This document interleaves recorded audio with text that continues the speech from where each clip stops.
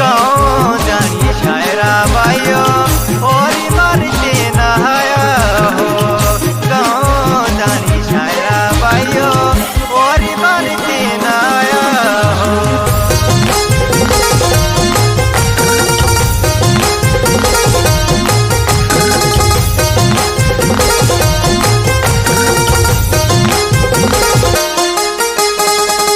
गाँव जानी शायरा भाइयों और बारते नहाया हो।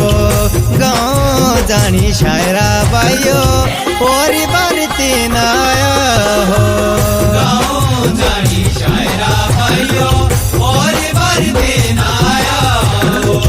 गाँव जानी शायरा भाइयों और बारते नहाया हो। और जानी भारती हुंदा चांडी गोड़ के चला हो।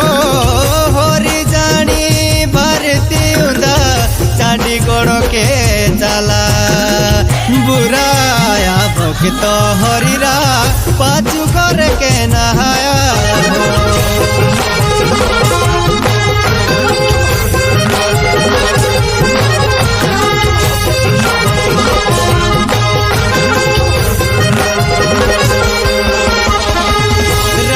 शेजारी शोरे माझीने दुखदा संभाळा हो। राजेश जाणी शोरे माझीने दुखदा संभाळा। भरी जाणी जवानी दा होरी के टोळा दुखरा साया हो। गाँव जानी शायरा भाइयों और बारते नहाया हो। गाँव जानी शायरा भाइयों और बारते नहाया हो।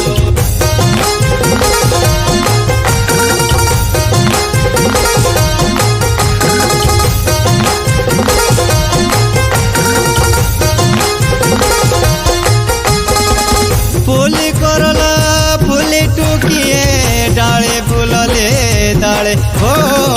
फुली करला फुली टुकिए डाळे फुलले डाळे। सुरेंद्र और राजेश जी ने जान हरी बचाए।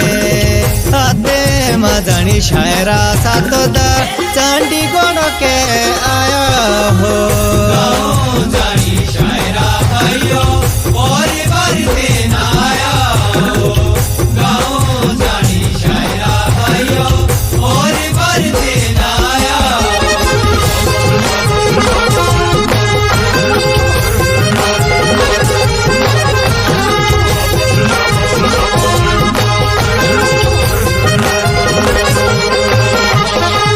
दोने देवा श्री गुड़ा धन्य तेरे माटी हो।